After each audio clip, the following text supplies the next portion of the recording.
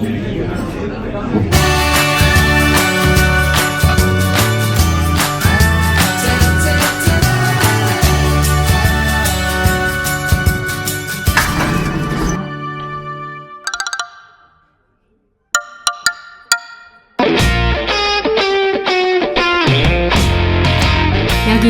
긴자입니다. 안녕하세요. 우리 뚜리입니다. 여러분, 여기는 일본에서 제일 비싼 땅덩어리 긴자입니다. 여러분들 혹시 입가시만한 긴자 땅 한 덩어리에 얼마게요? 놀라지 마세요. 하나로 무려 5억 원 가까이 한다고 합니다. 요만한 땅 한 덩어리가 5억 원이라니 언빌리버블. 자, 보세요. 5억 원, 5억 원, 5억 원. 세 걸음만 걸어도 15억 원인 이곳 긴자는 이름 그대로 은하를 만들던 거리, 과거 화폐를 발행하는 화폐소가 있어 붙여진 이름이라고 합니다. 네, 오늘의 여행 장소는 이 긴자인데요. 관광객 말고 현지인들이 추천하는 긴자의 여행 명소, 볼거리에서 먹거리까지 깨알같이 다 까불려주가 왔어. 혹시 호텔에서 벌써 조식을 먹어버렸나요? 먹었다면 어쩔 수 없지만 아직 먹지 않았거나 비싸서 못 먹었다면 현지인들로 바글바글한 모닝집으로 아침밥부터 시작해볼까요? 바로 이곳입니다. 토리코로루 긴자점. 마치 유럽의 카페를 연상시키는 이 빨간 벽돌의 카페. 이곳은 1936년 다방으로 시작했다는데 입구부터 느껴지는 이 앤틱한 수동 회전문이라든지 카페 내부의 인테리어나 소품 모두가 50년 가까이 그 모습 그대로 유지하고 있어 현지인들은 물론 관광객들에게도 꽤 입소문이 난 카페라고 한다. 그 인기가 어느 정도냐고? 1時間以上時間と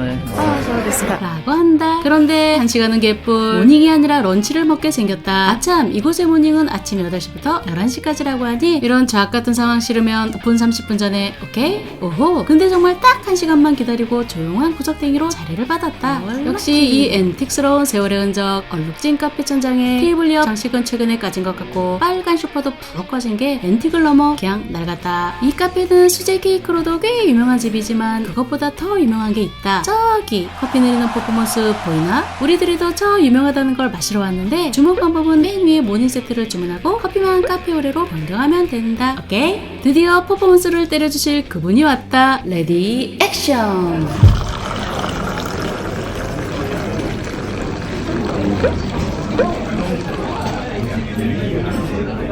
와우, 이 몽글몽글한 커피 거품 보이나? 그 맛은 존맛탱. 이렇게 커피 한 모금 음미하다 보면 드디어 이렇게 모닝 세트를 갖다 주는데 제법 두툼해 보이는 토스트 두 조각과 푸짐하게 쌓인 샐러드가 딸려온다. 그 토스트 위에 버터와 잼을 발라 먹으면 말해 뭐해. 식빵보다 더 환하게 빛나는 우리의 표정 보면 알죠? 자, 이제 모닝을 먹었다면 본격적으로 긴자 여행을 시작할 건데 자칫 지름신이 발동할 수도 있는 곳이니 조심하세요. 저기 빨간 클립 보이나? 저것이 바로 문구 마니아들의 천국 이토야 문구 긴자점. 빨간 클립이 트레이드 마크인 이 문구점은 120년 전인 1904년 지금 이 자리에서 지금 보이는 이 모형처럼 아주 작은 가게 문방구로 시작했다고 한다. 지금은 전국에 8개 지점 그리고 미국까지 진출해 있다고 하는데 이 조그마했던 문방구가 지금은 지하 1층에서 지상 12층까지 문구백화점으로 확장이 되었다. 문구용품을 좋아하는 마니아들에게 꼭 추천한다. 독특하게 각 층마다 테마가 있다고 하는데 지금부터 정광석화처럼 겁나 빠르게 층별 속에 들어가니 고쳐보세요. 1층의 테마는 그라운드. 모든 행사에 대한 인사말 카드나 엽서 그리고 안내 카운터와 간단한 음료를 주문하는 곳이 있다. 2층의 테마는 레더. 각종 엽서나 편지 봉투 그리고 편지지가 있고 여기 이토야 오리지널 스탬프를 찍어서 보낼 수 있는 진짜 우체통이 있다. 다음 평일은 오후 1시 반, 토요일은 6시 15분, 일요일 휴일은 2시 7분. 우편물이 수거된다고 하니 참고. 3층의 테마는 데스크. 만년필 중심의 문구류가 있고 그 종류만 해도 2,000여 종이 있다고 한다. 4층의 테마는 스케줄. 일정 기록에 관련된 수첩과 다이어리가 있고 관련 액세서리를 팔고 있다. 5층의 테마는 홈 오피스. 원래 5층의 테마는 트래블이었는데 허시국으로 여행은 줄고 재택근무가 늘다 보니 재택근무에 필요한 서포트 제품들로 최근 홈 오피스층으로 리뉴얼했다고 한다. 케케 한 박자 쉬고 3, 2, 1. 6층의 테마는 홈. 제법 스타일리시한 인테리어 소품이나 주방, 다이닝, 거실, 그리고 세탁실, 테라스 등 5개의 서브 테마로 다양한 상품이 배치되어 있다고 한다. 7층의 테마는 파인 페이퍼. 입구부터 알록달록해 보이는데 타케오라는 종이무역회사 공동으로 만들어진 층으로 1000여 가지가 넘는 모든 색상의 종이와 여러 가지 문구류 제품이 있다고 한다. 8층의 테마는 크래프트. 완벽한 기념품을 찾을 때 이곳이 딱이라고 하는데 일본의 종이, 선물 포장지, 그리고 종이접기 등등 선물용으로 딱인 기발한 아이디어 상품들이 많은 곳이라고 한다. 9층에서 11층은 비공개 사무실이나 수경재배 공간 등으로 활용된다고 하니 패스. 12층의 테마는 휴식 공간과 카페. 전망이 좋은 12층 꼭대기에서 긴자거리를 내려다보며 식사를 할 수 있는 카페 겸 레스토랑이 있다. 이상 끝! 내친김에 문구점 하나 더 게? 방금 전 이토야 문구백화점이 젊은 층과 현지인이 다 계시라며 이곳은 나이가 좀 있는 중장년층이나 외국인들이 많이 방문한다고 한다. 어디일까요? 도쿄 큐교도 긴자 본점. 사실 우리들이가 이곳에 관심이 가는 이유는 이 비싼 긴자 땅에서도 여기 이 큐코도 합이 가장 비싸다고 한다. 가로세로 1m 크기 땅이 얼마? 5억. 5억짜리 이 우라지게 비싼 땅에 자리 잡고 있는 점포라고 한다. 이곳은 좀 전에 이토야 문구 백화점보다 훨씬 더 오래전 1663년에 창업이 되어 자그마치 350년이나 나이를 먹은 점포라고 한다. 1층에서는 변지지, 폰트, 그리고 카드, 엽서 등 공예 느낌이 나는 종이 제품을 판매하는 곳이라며 2층은 향을 좋아하거나 서예를 좋아하는 사람들이 모인다고 하는데 말 그대로 서예에 필요한 붓이나 먹과 벼루와 같은 서예 용품들로 꽉 채워져 있다. 서예 용품들의 가격은 헐. 여튼 한국 사람들에게는 좀 익숙한 분위기라 좀 별로일지 모르겠지만 서양인들에게는 이 익숙치 않은 동양의 분위기가 독특한 매력으로 다가온다고 한다. 오늘 때마침 이곳 긴자에 마라톤이 개최되고 있다. 생각해보니 마라톤을 처음 본다. 처음으로 실황으로 응원을 던져보낸다. 아저씨 화이팅. 여러분들 마라톤을 보니 마치 내가 뛴 것 같이 왠지 허기지고 출출하시죠? 자, 아침 먹고 무지 걸어 당에 딸릴 이 시간에 추천하기 딱 좋은 저곳 긴자 기무라야 본점. 혹시 지금 우리의 얼굴이 단팥빵으로 보이시는 분? 네, 분명 당을 충전해야 한다는 신호입니다. 이곳 기무라야는 단팥빵으로 유명한 곳인데 서양빵에 중국팥을 넣어 빵을 만들어 볼까? 라는 아이디어로 세계 최초로 단팥빵을 탄생시킨 가게입니다. 그게 벌써 150여 년 전 일이라고 하는데 빨리 들어가 볼까요? 여기 기무라야 단팥빵집은 1년 내내 이렇게 사람이 많다고 하는데 이젠 그 빵의 종류가 단팥빵 이외에도 일반 베이커리에서도 볼 수 있는 빵들도 많이 보인다. 하지만 그래도 이 동글동글하게 생기고 가격대도 착해 보이는 이 전통 단팥빵이 인기도 제일 좋은 것 같은데 당을 채우기에는 딱이겠죠? 우리는 오늘 이것을 꼭 먹을 건데 대체 무슨 짓이지? 저런 시블로스키. 여기 점포에 우리에게 넘버1이 있다며 자기는 이걸 꼭 먹어야겠다는데 이젠 둘이의 취향 따위는 안중에도 없고 변함없이 지 먹고 싶은 것만 신중히도 고른다. 30엔이 더 비싸네. 비싸면 먹지를 말든가. 아참, 이곳 2, 3층에는 카페도 함께 운영되고 있는데 テーブルがいっぱいなので3階もありますか？3階もちょっと今並んでる状態で이렇게 자리 잡기란 하늘의 별따기. 하지만 걱정할 필요 없습니다. 오늘 같은 날 마라톤을 보며 먹는 것도 너무 없어 보이나? 여튼 빵봉지를 열자마자 수한 빵 냄새가 올라오는 게 갑자기 이름을 붙여주고 싶다. 파까지 그드와이 거리 42.195km. 오, 근데 단팥빵이 바게트빵 같아 보이는데 42.195km는 개뿔. 단팥이랑 버터로 속이 꽉 차있다. 열심히 마라톤 뛰었는데 먹겠습니다. 두 개 산 거 지 혼자 다 먹기 미안했는지 내 거야 이만큼은. 이런 신발끈 지 먹던 걸 찢어준다. 진짜 맛있다. 생각보다 많이 안 다네. 일반적인 단팥빵은 아닌 것 같아. 나머지 빵도 나눠줄 줄 알았구만. 알아? 이따 먹겠다며 가방 속에 꽁꽁 숙여 챙겨간다. 혹시 단팥빵에 커피 한 잔? 저기 스타벅스 보이나? 놀라지 마세요. 저기가 바로 스타벅스 1호점인 긴자 마츠야도 리점. 혹시 우리나라 스타벅스 1호점 어디게요? 바로 우리나라 스타벅스 1호점은 1999년도에 생겨난 이대점이라고 하는데 여기 일본의 스타벅스 1호점은 그보다 3년 빠른 1996년도에 오픈했다고 한다. 이곳에 오면 이렇게 1호점이라는 플레이트 장식과 계산서에 1호점을 나타내는 샵 1이라는 표시를 볼 수 있다. 여기 1호점은 1, 2층으로 되어 있는데 일본스럽게 겁나 좁은 감은 있지만 1호점이다 보니 언제나 사람들이 많이 찾는다고 한다. 그래서 커피 마시고 갈 거냐고? 구경도 많이 했으니 이제 슬슬 만난 거 먹으러 가야죠. 그럼 일본 현지인들이 추천하는 점심 장소로 가볼까요? 아참, 그 전에 살짝 들릴 곳이 있는데 바로 저쪽입니다. 경양식집 렌가테이. 추억의 돈가스가 생각날 만큼 올드한 가게 분위기인데 1895년도부터 4대째 그 맛을 이어오고 있는 일본 돈가스의 원조집이라고 한다. 사실 이 오므라이스로도 유명한 곳인데 일명 라이스 오믈렛이라고 해서 계란과 밥을 볶은 후 계란을 감싸 원조 오므라이스의 탄생지라고 한다. 그래서 이곳은 일본의 40, 50대 손님들이 많다고 하는데 왜 오늘은 개미새끼 한 마리 안 보이냐고? 문을 닫았다. 매주 일요일은 정기 휴일이라고 하니 참고. 그럼 우리는 가려고 했던 밥집으로 가볼까요? 긴자 가로수길을 오다 보면 8층에 위치한 이곳인데 샤리더 도쿄 스시바 롤 스시 전문점인데 일본 현지인들에게 긴자의 맛집으로 항상 빠지지 않고 뽑히는 곳이다. 일단 런치는 예약 없이 선착순이며 보다시피 손님들 대부분이 일본 현지인들이다. 아참, 잘 안 보이죠? 여튼 우리들과 오늘 시킬 메뉴는 이 집에서 가장 추천하는 샤리 코젠. 오호, 이곳은 마치 온천의 카이세키 요리처럼 테이블 세팅부터 먹는 방법, 먹는 순서까지 일일이 설명해 주시는데 말을 못 알아듣는다고 겁먹을 필요 없습니다. 그냥 먹고 싶은 것부터 마음대로 드시면 된다. 게살로 만든 뜨끈뜨끈한 차와무지를 시작으로 부드럽게 삶은 닭살 샐러드와 야채 조림으로 입맛을 돋구는 드디어 메인으로 들어가는데 이건 뭡니? 안 떨어진다. 소갈맹이 꽉 찬 이 롤에 간장 쬐끔 쪽 찍어 먹으면 그 맛은 무섭게 왜 웃고 그래. 어쨌거나 8개의 롤 그 맛 하나하나가 그 모양도 맛도 다 가지각색이었는데 말로 표현하기는 어렵지만 굳이 표현하자면 색깔이 예쁜 맛. 오호, 어떻게 저렇게 딱 맞는 표현을 잘했죠요. 쯔쯔쯔. 혹시 양이 적을 것 같다고? 에헤이, don't worry. 그럴 땐 이렇게 스테이크 꼬치나 튀김 같은 서브 메뉴로 채우면 된다. 이렇게 디저트를 마지막으로 일본 현지인들이 추천하는 식사는 끝. 자, 이렇게 점심을 먹었다면 배가 무지장 불러올 텐데 소화도 시키면서 관광할 수 있는 그 특별한 장소로 출발. 자, 오늘의 마지막 장소입니다. 세계 최초의 승객용 엘리베이터가 뉴욕에 있다면 일본 최초의 민간 초과용 엘리베이터가 처음 생긴 이곳 오쿠노 빌딩. 이 오쿠노 빌딩은 1932년에 왼쪽 건물이 먼저 신축이 되고 오른쪽 건물은 2년 후에 지어졌다고 하는데 이 왼쪽 건물 입구로 들어가면 그 역사적인 일본 최초의 엘리베이터가 나온다. 오호, 입구만 다를 뿐 두 건물이 서로 눌려있다. 이것이 말로만 듣던 일본 최초의 민간 엘리베이터라고 한다. 예쁘다. 영화에서 보던 오리엔탈 특급 작전인가? 기억이 가물가물하지만 옛날 탑정 영화에서 본 것 같은데 여튼 이 엘리베이터는 수동식이라고 하는데 먼저 내려오라고 버튼을 누르면 이렇게 아날로그식 다이얼이 돌아가기 시작한다. 다이얼이 1층으로 다가오니 슬슬 엘리베이터가 보이기 시작하는데 완전 신기반기. 안전은 하겠지? 뭐 어쨌든 건문을 이렇게 먼저 열고 소문을 여는 방식으로 승강기에 탑승하는데 갑자기 타고 싶지가 않아진다. 너무 무서워요. 괜찮겠지? 승강기에 탑승했으면 다시 건문을 닫고 속문을 닫으면 엘리베이터는 올라갑니다. 물론 가는 층을 눌러야 올라가겠지? 느리게 돼도 오호, 정말 올라간다.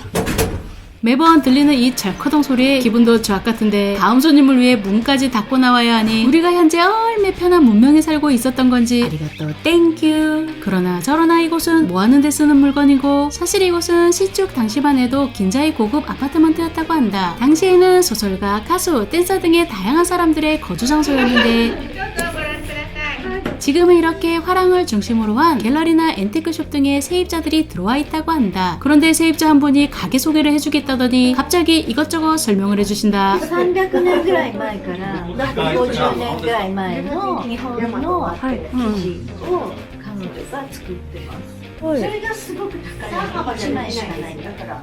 오호, 이것들이 세상에 단 하나밖에 없는 천으로 만든 엄청 고가의 옷이라는데 우리나라의 개량 한복 같아 보이는 게 옅은 설명 아리가또 고자이마시다. 깜짝이야. 얼떨결에 손을 흔들어주긴 했는데 우리가 잠시 내려와 보란다. 오호, 다시 봐도 이렇게 두 건물이 뚫려 있다는 게 너무 신기반기하지 않나? 오늘의 긴자여행은 이것으로 끝. 자, 오늘은 이 오쿠노 빌딩을 마지막으로 하루 아닌 반나절 코스 정도의 긴자여행을 함께 해보았는데요. 어떻게 조금이나마 여행 일정에 도움이 되었을까요? 긴자여행은 이외에도 디오르나 구찌와 같이 명품을 테마로 여행을 할 수도 있고 문구용품, 로프트, 생활 잡자재, 무인양품, 그리고 백엔샵, 세리아까지 알뜰한 여행 테마로도 즐길 수 있는 정말 먹거리 볼거리가 많은 도시 중 하나입니다. 그러니 여행을 계획 중이라면 하루 정도는 이 긴자를 여행 코스에 넣어보는 것도 정말 좋은 여행 일정이 아닐까 싶습니다. 오케이? 그럼 다음 주에도 알차고 좋은 정보만을 똘똘 모아 찾아올 것을 약속드리며 영상 끝까지 시청해주셔서 감사합니다. 그럼 다음 이 시간까지 모두들 안녕. 나도.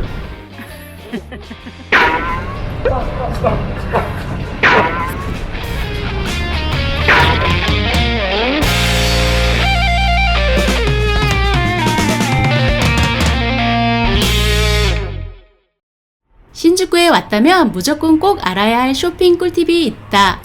이세탄 백화점. 해외에서 온 관광객이라면 무조건 5% 할인 혜택을 받을 수 있는 방법이 있는데 외국인 관광객들에게 발행되는 게스트 카드라는 것이 있다. 카드를 발행받으려면 여권이 필요하니 꼭 지참하시고 카드 발행은 각 면세점 카운터에서 발행이 된다고 하니 그런데 거기가 어디냐고? 그냥 그 어떠한 매장이든 계산하는 카운터에 가서 여권만 제시하면 받을 수 있으니 다시 한번 여권 챙기는 거 잊지 마세요. 게다가 해외 여행객이라면 아까 게스트카드 5%에 추가 면세까지 받을 수 있으니 이 좋은 여행 개꿀팁 잊어버리시면 안 됩니다.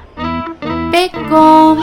안녕하세요. 우리 둘이입니다. 네, 여기는 신주쿠역입니다. 일본 여행 시 여행 일정에 여기 신주쿠가 없더라도 숙소나 공항으로 이동 시 여기 신주쿠역은 꼭 한 번 이상은 지나가게 되는 역입니다. 실제로도 나리타 공항까지 한 번에 갈 수 있는 교통편이 있을 정도로 교통의 중심지이기도 한 곳입니다. 도쿄에서는 시부야 이케부쿠로와 함께 매우 큰 역사에 포함되는 곳인데 그만큼 무진장 복잡한 곳이기도 합니다. 그렇다면 이 복잡한 신주쿠를 어떻게 여행해야 할까요? 오늘은 신주쿠의 서쪽과 동쪽 출구 중 그래도 관광지로 조금 더 유명한 여기 동쪽 출구 쪽 여행 스팟들을 알려드릴 텐데요. 여기서는 딱 두 가지 거리만 알고 가시면 됩니다. 자세한 건 가면서 알려드리겠지만 첫 번째 거리로는 낮에 여행하며 즐길 수 있는 거리, 두 번째로는 저녁에 여행하면 더 재미있게 볼 수 있는 거리입니다. 자, 그럼 일단 먼저 빨리 출발해 볼까요? 오케이? 이곳 신주쿠 동쪽 출구는 엄밀히 말하면 두 개의 거리는 아니지만 크게 두 개의 블럭으로 보고 여행하는 게 꿀팁이라면 꿀팁이다. 먼저 낮에 여행하는 것을 추천하는 거리로는 신주쿠 동쪽 출구로 나오면 바로 보이는 거리이다. 이 거리에는 구찌, 샤넬, 세이탄 백화점 등 명품을 취급하는 매장과 대형 전자상가와 드럭스토어 같은 쇼핑 매장, 그리고 디즈니 스토어 같은 굿즈샵이나 애플 스토어 샵 등 밤보다는 낮에와 관광을 하면서 쇼핑까지 할 수 있는 그런 매력이 있는 거리이다. 다음은 그 밑으로 한 블럭만 내려가면 그 유명한 카부키초 거리가 나온다. 이곳에는 캬바쿠라나 호스트바, 그리고 드라마 시마시당의 배경지였던 카부키초 골든가이와 같이 비로소 밤이 되어야 활력이 넘치게 되는 거리이다. 그 외에도 최근 오픈을 한 가부키초 타워라든지 쇼핑의 필수 코스인 대형 동키호테 등 아침부터 밤늦게까지 볼거리, 먹거리, 구경거리가 정말 다양한 거리이다. 혹시 하루 정도 괜찮다면 여행의 마지막 날은 이곳 신주쿠의 숙소를 잡아 낮에는 필요한 쇼핑을 하고 밤에는 술이 땡기며 술을 마시고 배가 터지게 뭐가 먹고 싶다면 맛난 거 먹으며 밤늦게까지 놀다 여기 신주쿠역에서 공항으로 이동하는 것을 추천드린다. 자, 동네 설명은 여기까지고 그럼 신주쿠 동쪽 출구 첫 번째 거리 첫 번째 여행 스팟 출발합니다. 먼저 신주쿠 동쪽 출구로 나와 바로 앞에 보이는 3D 입체 간판이 오늘의 첫 번째 여행 스팟이다. 카메라 깜빡임 때문에 아쉽게도 이런 꼬라지로 보이지만 실제로 와서 보면 이렇게 입체적으로 잘 보인다. 신주쿠 동쪽 출구 고양이. 이게 이 고양이가 불리우는 이름인데 실제 이 고양이가 이 빌딩에 살고 있는 것처럼 아침에 깨어나 낮에는 놀다가 밤이 되면 졸려하며 불이 꺼지면 사라진다. 아침 7시에서 밤 1시까지 4시간마다 4번 출연해서 랜덤한 연출을 보여준다고 하니 참고하세요. 아참, 이 신주쿠 동쪽 출구 고양이는 순놈이라고 한다. 이렇게 신주쿠의 랜드마크인 신주쿠 동쪽 출구 고양이 오른편으로 돌아보면 일자로 쭉 뻗은 긴 도로가 나오는데 첫 번째 거리인 신주쿠 거리에서 볼 모든 여행 스팟들은 모두 다 이 거리 안에 있다. 역시 명품 거리답게 구찌 매장으로 시작해서 카메라부터 컴퓨터, 게임, 그리고 가전제품 등을 취급하는 비쿠카메라라는 대형 가전 매장도 있고 그 외에도 스포츠웨어, ABC마트, 안경집, 채빵, 백화점 등 모든 것이 이 쭉 뻗은 거리를 걷다 보면 쉽게 찾을 수 있으니 신주쿠에 처음 와 길을 못 찾을까 쫄 필요 없습니다. 두 번째 여행 스팟으로는 여기 보이는 키노쿠니아라는 책방이 있는 곳인데 아참, 혹시 책방을 좋아하는 분들을 위해 잠깐 일본에서는 나름 긴 역사를 자랑하는 책방인데 한국의 교보문고와 같은 서점이니 책방을 좋아하는 분들이라면 영업시간을 꼭 참고하세요. 그럼 이 거리에서 가볼 두 번째 여행 스팟으로는 책방 1층 저 안쪽에 있다. 잠시만요. 바로 여기 올 4월에 리뉴얼된 따끈따끈한 산리오 굿즈샵 직영점이다. 입구에서부터 2m 가까이 되는 헬로키티 기념물이 세워져 있는데 산리오 덕후라면 꼭 들러야 할 장소가 아닐까 싶다. 헬로키티, 크로미, 마이 멜로디 등 새롭게 리뉴얼 오픈한 만큼 없는 것 빼고는 다 있으니 산리오 캐릭터 덕후라면 꼭 한번 들러보세요. 다음 스팟으로는 정말 유명한 곳인데 바로 여기 보이는 디즈니 플래그십 스토어이다. 이전 영상에서도 시부야의 디즈니 스토어를 소개한 적이 있었는데 인지도나 규모면에서 보면 신주쿠의 디즈니 플래그십 스토어가 더 유명하지 않을까 싶다. 게다가 곧 12월 크리스마스와 연말 시즌이 다가와 매장 전체가 벌써부터 울긋불긋 크리스마스 분위기로 연출을 해놓았는데 뭘 딱히 사지 않더라도 연말 분위기를 지대로 느끼고 갈 수 있는 곳이 아닐까 싶다. 물론 크리스마스 시즌에 맞춘 한정 굿즈도 많이 나와 있지만 본인이나 가족 중에 디즈니 관련 애니를 좋아하는 분이 있다면 정말 눈이 돌아가는 곳이 아닐까 싶다. 하지만 이렇게 쬐끔해 보여도 가격은 좀 있는 편이니 참고. 어때요? 혹시 여행시간 부족해 디즈니랜드에 못 가 아쉬운 분들 있다면 이곳에서 오케이? 간단하게 이 매장의 정보를 알려드리면 지하 1층에서 지하 3층 총 3개의 층으로 되어 있고 2층은 어린이를 타깃으로 한 제품이나 굿즈들 혹은 그보다 더 어린 베이비 제품이나 생활용품 잡화 위주의 좀 더 실용적인 굿즈들이 있고 지하로 내려가면 얘 누군지 아시죠? 실사 크기의 아이언맨을 설치해 놓았는데 디즈니가 마블을 인수하고 나서부터 마블이나 스타워즈와 같이 우리에게 친근한 영화 관련 캐릭터 굿즈들도 쉽게 볼 수 있게 되었다. 하지만 가격은 좀 되니 이 점 또한 참고하세요. 자, 디즈니 플래그십 스토어를 나왔으면 가던 길 계속 쭉 따라 걸어가면 되는데 바로 그 건너편 맞은편에 대형 빅쿠카메라 매장이 있으니 전자, 가전 등 이런 쪽에 쇼핑할 목적이 있는 분들이라면 들러보세요. 저희는 계속 직진. 다음 소개할 여행 스팟은 백화점인데 소개하기 전에 잠시 여행 팁을 드리자면 신주쿠는 유명한 백화점이 2-3개 정도밖에 안 되는데도 유난히도 백화점이 많게 느껴지는 곳이다. 그 말은 곧 구글로 검색해 가려고 하는 백화점을 잘 찾아가는 것 같은데도 막상 가보면 다른 곳인 경우가 종종 있다. 저기 0101 같이 써있는 곳이 마루이 백화점이란 곳인데 저곳만 해도 마루이 백화점이 일단 2개가 보인다. 이 비싼 신주쿠 땅에 큰 평수를 찾기 어려웠던 겐지 아니면 건물 하나를 올렸다가 장사가 잘 되어서 문어발식 확장 공사를 했는지 그 이유는 잘 모르겠지만 남성관만 따로 다른 건물로 독립을 했다던가 명품관이나 레스토랑과 카페 등만 묶어 다른 건물로 따로 독립을 시켜놓은 곳도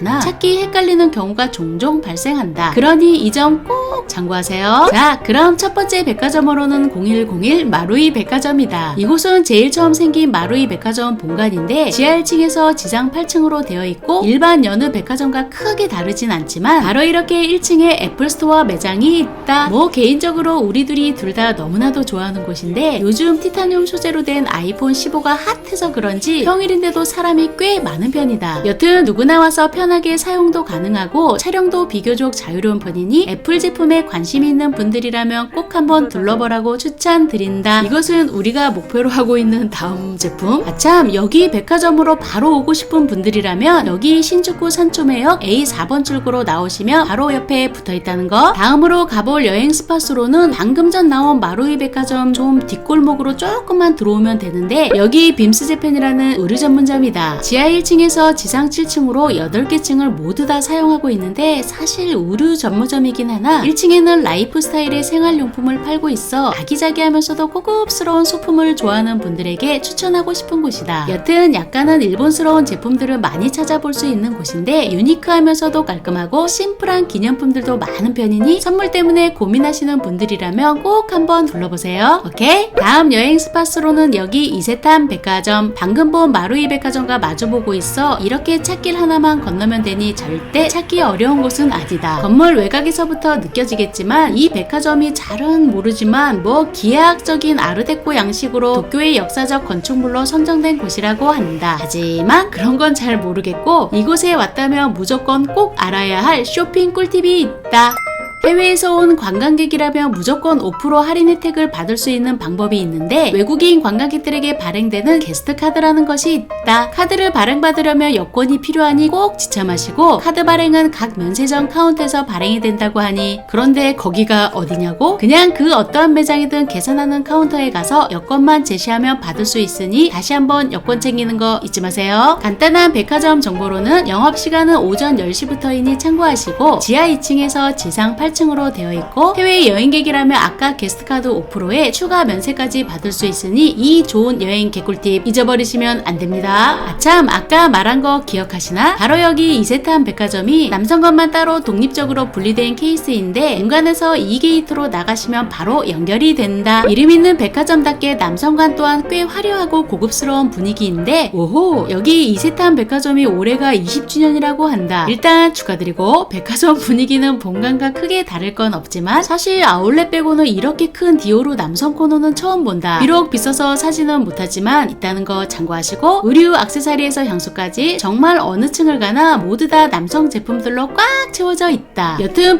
백화점인데도 저렇게 부담없이 편하게 걷는 우리 처음 본다. 남성관이다 보니 한 층 한 층이 넓지는 않지만 지하 1층에서 지상 8층으로 되어 있고 입구는 이세탄 본관 2게이트를 통하지 않더라도 별도의 출입구도 있으니 이 점 또한 참고하세요. 안녕하세요. 네, 지금까지 큰 도로를 따라 여기 이세탄 백화점까지 왔는데요. 오늘 여행할 두 개의 거리에는 포함되지 않지만 지금 소개하고 있는 두 개의 거리 오른편으로도 쇼핑을 할 수 있는 다양한 매장들이 즐비해 있다. 먼저 마루이 백화점 남성관인 마루이 맨즈가 독립적으로 분리돼 길 끝에 있고 가는 길에도 H&M이라든지 명품 매장 샤넬도 있으니 여행 시간에 여유가 있는 분들이라면 이쪽 거리도 살짝 둘러보라고 추천드린다. 그럼 살짝만 붙어드리면 H&M 매장은 영업시간이 평일과 주말 시간대가 다르니 참고하시고 인터넷으로 미리 회원가입을 하고 온다면 10% 할인. 곧 연말이 다가 모든 제품이 윈터 제품으로 싹 바뀌었는데 여자와 남자 그리고 키즈 각종 액세서리 등 지하 1층에서 지상 3층 총 4개의 층으로 되어 있다. 또한 그 어디보다 다양한 신제품들을 빨리 만나볼 수 있는 곳이라고 한다. 다음 여기 마루이 맨즈 또한 이세탄 맨즈처럼 독립적인 건물의 별관으로 되어 있는데 이세탄 백화점과는 다르게 본관이 걸어서 한 5분에서 10분 조금 떨어져 있는 편이다. 보다시피 이곳 또한 맨즈 제품들만 있다 보니 남성들도 와서 맘 편하게 돌아다니며 구경할 수 있는 곳이다. 물론 손님이 없어 나 혼자 돌아다니는 것 같아 부담스럽더라도 남성과는 특별히 호객행위를 하지 않는 편이니 쫄지 마세요. 이곳의 간단한 정보로는 지하 1층에서 8층으로 되어 있고 영업시간은 백화점 치고는 11시 좀 늦은 편이다. 연세는 당연하고 각종 카드 할인이 있으니 오실 분들은 참고.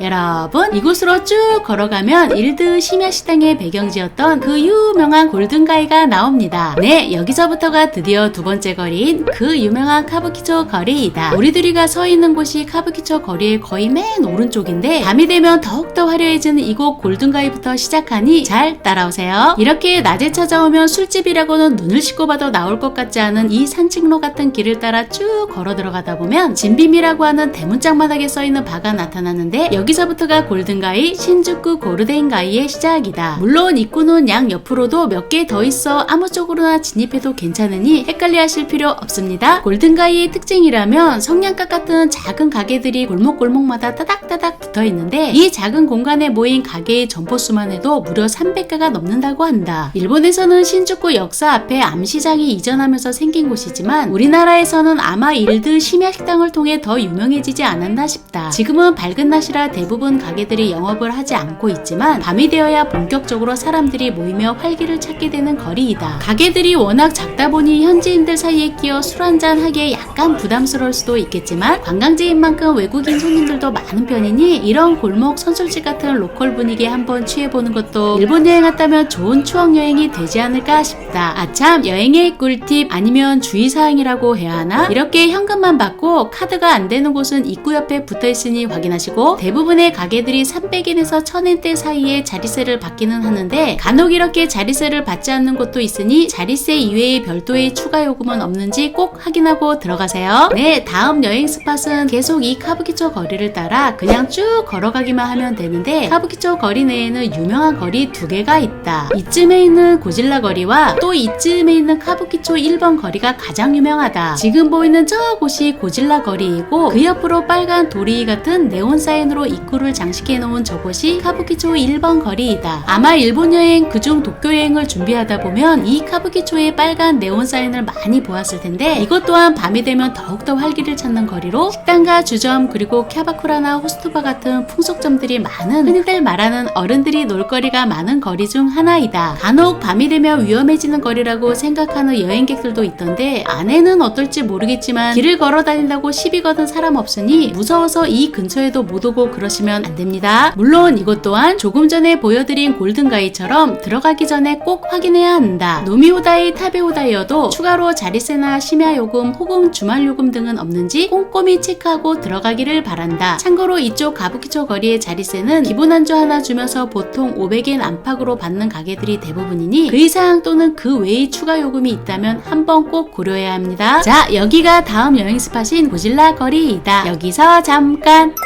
일본 여행과 쇼핑할 때 꼭 한 번쯤 들러본다는 돈키호테 매장이 여기 고질라 거리 입구 앞에도 있다. 이전에 소개한 적 있는 시부야의 메가 돈키호테는 아니어도 워낙 관광객들이 많이 모이는 신주쿠이다 보니 웬만큼 찾는 물건들은 다 있으니 크게 걱정할 필요는 없다. 혹시 돈키호테의 추천 쇼핑 리스트가 궁금하신 분들이라면 오른쪽 상단에 있는 이전 영상을 참고하세요. 단 여기 신주쿠 돈키호테에서 알려드릴 여행 정보로는 면세와 추가 할인을 받기 위해 1층 카운터로 가시면 안 됩니다. 여기 2층으로 올라오면 외국인 전용 면세 카운터가 있으니 꼭 2층 카운터로 올라와야 한다. 오케이? 또한 한국 여행객들을 위한 면세 가이드가 별도로 있으니 지금 이 화면을 찰칵 스샷 저장해 두었다가 쇼핑할 때 꼭 참고하세요. 자, 그럼 다음 여행 스팟인 고질라 거리 이어간다. 지금 저기 공룡같이 생긴 고질라 머리 보이나? 신주쿠 토우시네마 빌딩 위에 실사 크기로 만들어진 고질라인데 시간만 잘 맞춰간다면 고질라의 포효하는 소리를 들을 수가 있다. 하루에 9번 고질라의 울음소리가 음악 소리와 함께 흐른다고 하는데 난 12시부터 저녁 8시까지 매시 정각에 들린다고 하니 이것 또한 여행 정보에 추가. 또한 극장 밑에서 보이는 고질라의 손가락이 겁나 귀엽다는 거. 발가락인가? 여튼 이제 신주쿠의 마지막 여행 스팟이다. 최근 새롭게 떠오르고 있는 신주쿠의 핫플레이스 중에 핫플레이스인데 원래 이 거리는 일본의 토요코키즈라는 갈 곳 없는 미성년들이 모이는 거리라는 인식이 있는 장소였다. 특히나 일명 토요코 히로바라고 불리우던 이 넓은 광장에는 밤이 되면 정말 토요코키즈들로 꽉 차는 광장이었다. 올 4월까지는 말이다. 하지만 이것이 생기고 나서 여기의 분위기는 조금씩 바뀌어지고 있다. 바로 올 4월에 완공된 카부키초 타워이다. 지상 48층에 지하 5층 그리고 높이가 225m나 되는 초고층 복합시설인데 우와우, 이 카부키초 타워가 생기기 전인 올 4월까지만 해도 정말 이렇게 토요코키즈들로 꽉 차던 거리였는데 이렇게나 분위기가 달라지고 있는 것이다. 여튼 카부키초 타워는 관광객들뿐만 아니라 현지인들에게도 꽤 입소문이 돌아 생기자마자 바로 핫플레이스로 떠오른 곳이다. 1층 입구에는 커다란 스타벅스 매장을 만들어 놓았는데 이렇게 1층에 스벅 매장이 있다면 2층부터가 본격적인 신주쿠 카부키초 타워가 시작된다고 보면 된다. 자, 그럼 빠르게 카부키초 타워의 깨알같은 여행 정보 들어간다. 2층은 신주쿠 카부키홀 카부키 요오코초라고 해서 일본의 맛집이 형식이 컨셉으로 만들어진 음식점들을 모아둔 곳이다. 홋카이도에서 규슈, 오키나와까지 일본 전국의 요리를 먹을 수 있고 그 안에 한국 음식점도 있다는 거. 기본적으로 오토시다이는 399엔, 주류는 6, 700엔대 사이인데 간단하게 먹을 만한 안주는 500엔에서 1000엔대 사이, 좀 더 푸짐한 안주는 1600엔대에서 3000엔대 정도 하니 참고하시고 기본적으로 혼자 와서 맥주 한두 잔에 안주 몇 개 먹으면 5, 6천엔은 거뜬히 나오는 가격대니 그리 저렴한 가격대는 아닌 편이다. 3층은 게임 엔터테인먼트 시설이 난코 도쿄가 있는 층으로 가차뽕이 무려 250개나 된다고 한다. 그 외에도 VR 체험실이나 게임 세타와 크레인 뽑기가 있고 여튼 3층은 술과 게임을 함께 즐길 수 있는 층으로 만들어 놓은 곳이다. 4층은 도쿄 매트릭스라고 일종의 가상체험 게임을 할 수 있는 층인데 플레이어가 직접 아바타로 변신을 해 파테원을 맺어 적들과 싸울 수 있는 그런 가상 공간을 체험할 수 있는 곳이다. 자세한 이용 금액은 정보란을 참고해주세요. 5층은 트레이닝 짐이나 프라이빗 사우나 등 회원들만 이용할 수 있는 시설이 있는 곳이라 패스, 6층에서 8층까지도 연예나 각종 공연들을 볼 수 있는 공연장이라 패스, 9층에서 10층은 109 시네마라는 프리미엄 영화관이 있는 층으로 한국에 있는 프리미엄 영화관과 비슷한 곳이다. 물론 우리들이는 한국이든 일본이든 아직 가본 적은 없지만 가격대는 S클래스는 6,500엔, A클래스는 4,500엔대 정도 한다고 하니 참고하세요. 다음으로는 바로 17층인데 17층은 엘리베이터를 타고 이동해야 한다. 17층에는 바와 레스토랑도 있는 층이지만 신주쿠를 한눈에 내려다볼 수 있는 전망대가 있어 여기만큼은 꼭 한번 들러보라고 추천드린다. 마지막으로 18층부터는 호텔 그루브 신주쿠라는 호텔이 있는 층으로 들어갈 수 없어 영상에는 못 담았지만 도심 전체를 조망할 수 있도록 전망에 신경을 꽤 많이 쓴 호텔이라고 한다. 멀리 스카이트리까지도 조망할 수 있다고 하는데 반면 1박에 1인 최소 3만원 이상을 할 정도로 가격은 좀 있는 편이니 숙박하고 싶다면 홈페이지의 가격을 꼭 확인하세요. 네, 여러분, 오늘은 신주쿠 동쪽 출구를 나와 알려드릴 수 있는 한 최대한의 여행 정보만을 뽑아 알려드렸는데요. 오잉, 잠시만요. 이렇게 신주쿠는 낮에 걸어다니며 여행하면 좋은 신주쿠 거리와 밤에 오면 더 재미있게 여행할 수 있는 카부키초 거리, 이렇게 두 개의 거리만 알고 여행하시면 짧은 여행시간, 시간 낭비, 체력 낭비 줄여가며 알뜰하게 여행할 수 있는 여행 팁이 아닐까 싶습니다. 네, 그럼 오늘 영상은 여기까지고요. 다음에도 알찬 여행 정보로 다시 찾아오겠습니다. 그럼 다음 영상까지 모두들 안녕. 안녕. 짜장 먹을까? 짜장면 좋지.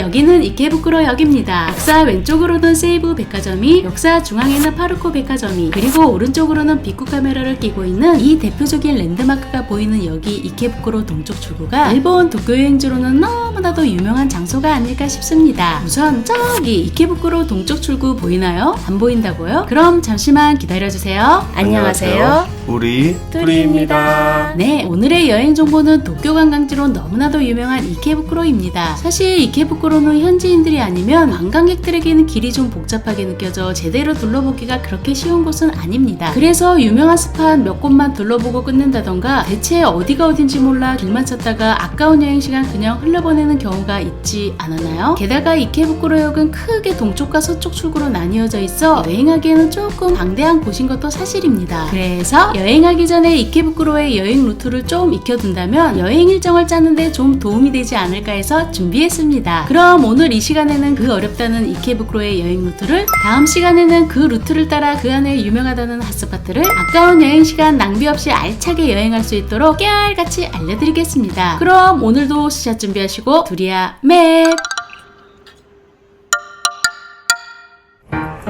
이케부쿠로역은 아까 말한 대로 동쪽 출구와 서쪽 출구로 나뉘어져 있는데, 먼저 이케부쿠로 동쪽을 보기 전에 서쪽 분위기도 살짝 알려드리면, 서쪽에는 역사내에 토부 백화점이 함께 붙어있어 낙광장에 만들어 놓은 이 글로벌 링이라는 야외 극장이 랜드마크가 아닐까 싶다. 그 외에도 세계 최대 파이프 오르간이 있는 도쿄 메트로폴리탄 극장이라든지, 우리나라 윤동주 시인이 졸업한 리쿄 대학이 있고, 밤이 되면 일본 특유의 술집 골목 분위기에 취해 술 한잔할 수 있는 이자카야 거리가 있는 반전 매력도 있는 곳이다. 낮에는 느긋하게 힐링하며 여행하다 저녁에 술 한잔하고 호텔방에 들어가 쉬기에 딱 좋은 곳이 아닐까 싶다. 오늘 소개할 여기 동쪽 출구는 백화점, 쇼핑상가, 그리고 먹거리 상가들이 질비해 있어 유독 관광객들이 많이 모이는 곳이기도 하다. 무엇보다 여성 오타쿠들의 성지라고 불리울 만큼 코스프레나 애니메이트 등 관련 합의샵 등이 모여있는 거리도 있어 유독 여성들이 많이 모이는 곳이기도 하다. 그러니 어느 출구든지 본인의 여행 취향에 맞게 선택하면 되고, 시간에 여유가 있는 여행객들이라면 두 군데 다 둘러봐도 좋다. 자, 그럼 이케부쿠로의 동쪽 출구는 어디서부터 시작해야 할까요? 지금부터 여기 이케부쿠로 동쪽 출구 쪽 여행 루트를 짜볼 건데, 먼저 어떠한 교통수단을 이용하던 여기 보이는 동쪽 출구로 찾아오면 된다. 여행팁이라면 이케부쿠로 동쪽은 딱 3개의 거리만 둘러본다고 생각하면 되는데, 먼저 건널목 왼쪽에 보이는 선샤인 스트릿과 오른쪽 100m 정도만 돌아가면 보이는 선샤인 60 스트릿, 그리고 그 거리가 끝나는 지점에서 다시 시작되는 전여거리, 즉 오토메 로드까지 이렇게 3개의 거리이다. 그리고 건널목을 건너가기 전에 역사 내에 있는 세이부 백화점이나 빅쿠 카메라 또는 파르코 백화점을 둘러보는 것도 추천한다. 조금만 더 야물딱지게 알려드리면, 선샤인 스트릿은 여성 오타쿠들의 성지인 애니메이트 본관이, 선샤인 60 스트릿은 롯데리아를 시작으로 먹거리와 쇼핑거리가, 마지막으로 오토메 거리는 오롯이 여성 오타쿠들을 겨냥한 거리로 유명하고, 맞은편에 있는 선샤인 시티도 이케부쿠로에 왔으면 꼭 한번 둘러봐야 할 관광 스폿으로는 정말 유명한 곳이다. 그 외에도 그 주변으로 있는 힐링공원 이케선 파크라든지 무료 전망대도 추천하고, 다시 말하지만 역사 내 빅쿠 카메라나 백화점들도 있다는 거. 아참, 그리고 이케부쿠로의 여행은 걸어다니는 방법도 있지만, 여기 이케부쿠로에는 알짜배기 여행 코스로만 순환되는 이케버스라는 순환버스가 있으니 먼 거리에 있는 여행 스팟들은 이 버스를 타고 이동하며 여행하는 것도 꿀팁 중에 꿀팁이다. 그래서 이 꿀팁 정보를 포함한 이케부쿠로 여행 루트를 알려드리면, 여기서 가장 먼 선샤인시티나 주변의 힐링공원, 그리고 무료 전망대 같은 곳을 둘러본 후 다시 이케버스를 타고 역으로 돌아와 나머지 선샤인 스트릿과 선샤인 60 스트릿 등을 걸어다니며 여행을 마무리하면 시간 낭비 없이 알차게 여행할 수 있는 방법이 아닐까 싶다. 자, 설명 잘 들으셨나요? 그럼 이케버스를 타고 이동하는 방법부터 알려드릴 테니 버스 정류장으로 가볼까요? 이케버스 정류장은 동쪽 출구 바로 앞에 있어 찾기는 그렇게 어렵지 않다. 아참, 그리고 이케버스는 노선이 2가지인데, 동쪽 출구는 빨간색 A 루트를, 서쪽 출구는 파란색의 B 루트를 이용하면 된다. 아까 말한 대로 이케버스를 타고 우선 먼 거리에 있는 선샤인시티와 이케선파크, 그리고 무료 전망대를 차례로 둘러보고 다시 여기 이케부쿠로 동쪽 출구로 돌아오는 여행 루트인 것이다. 오케이? 아참, 가장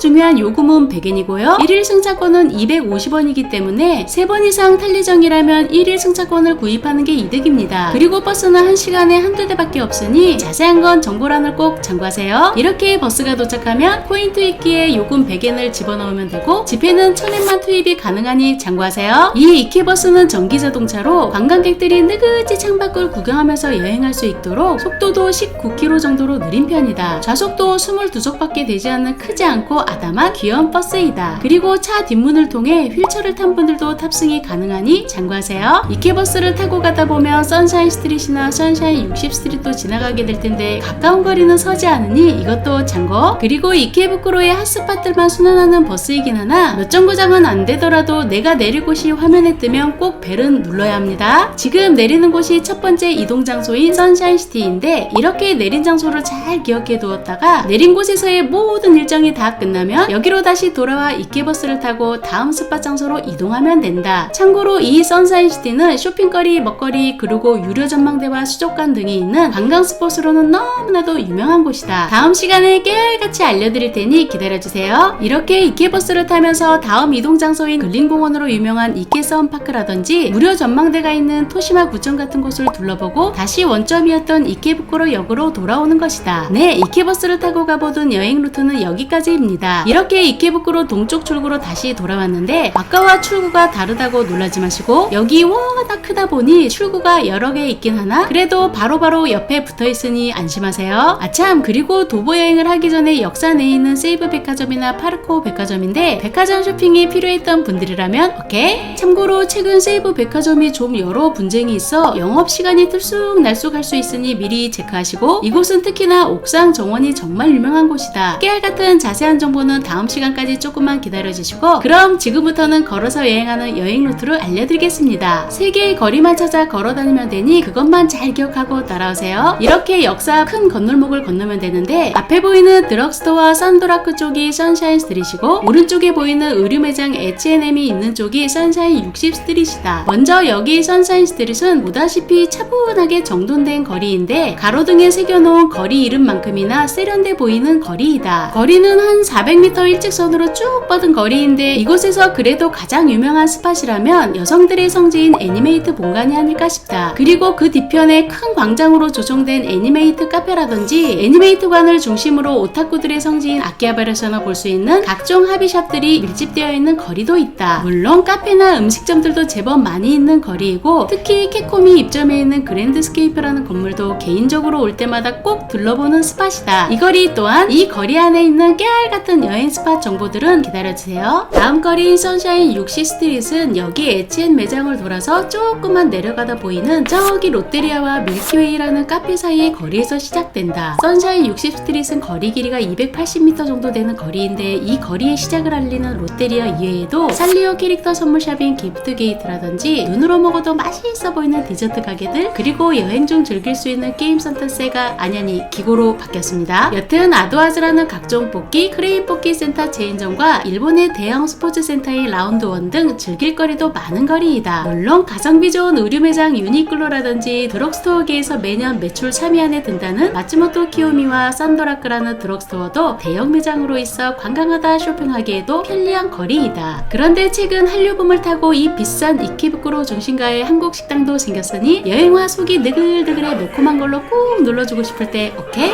그래서 유독 이 거리에는 현지인들은 물론 외국인 관광객들도 많이 찾는 거리이다. 긴 거리는 아니었지만 선샤인 60 스트릿이 끝나는 지점에 마지막 거리인 오토메 로드로 이어지는 건널목이 나온다. 그럼 마지막 거리로 가볼까요? 건널목 하나만 건너가면 아니 오른쪽으로 조금만 더 가보면 여기 보이는 패밀리마트 뒤쪽으로 애니메이트관이 보일 텐데 그 앞으로 쭉 뻗은 거리가 전여거리 즉 오토메 로드이다. 거리 길이도 200m 정도밖에 안 되는 짧은 거리인데 여성 오타쿠들에게는 너무나도 유명한 거리이다. 특히 이 거리에는 K북스라는 합의샵이 이 오토메 로드를 꽉 채울 정도로 끊임없이 이어져 있다. 이게 또 다 같은 매장 같아 보여도 각 매장마다 같은 듯 다른 게 여하튼 여자 오타쿠들이 좋아할 만한 것들로만 꽉 채워져 있다. 혹시 본인이 나름 한 오타쿠라고 생각한다면 이 오토메 로드를 꼭 둘러보세요. 자, 여기 오토메 로드를 마지막으로 이케부쿠로 여행 루트를 한번 훑어봤습니다. 저 맞은편에 있는 것이 오늘 처음에 이케버스를 타고 첫 장소로 추천했던 선샤인 시티입니다. 이처럼 이케부쿠로 여행은 이케버스를 타고 유명한 여행 스팟만 몇 곳만 둘러볼지 아니면 이케부쿠로 거리를 걸어서만 여행할지 그것은 여러분의 여행 취향에 맞게 선택하면 됩니다. 물론 시간에 여유가 있다면 오늘 우리들이가 알려드린 이케버스와 도보 여행을 모두 하는 것을 추천합니다. 자, 그럼 다음 이 시간에는 오늘 알려드린 여행 루트를 따라 어떠한 여행 스팟들이 그 안에 숨어있는지 깨알같이 알려드릴 테니 기대해주세요. 여러분, 오늘 영상은 여기까지입니다. 영상 끝까지 시청해주셔서 정말 감사드리고요. 모두들 안녕.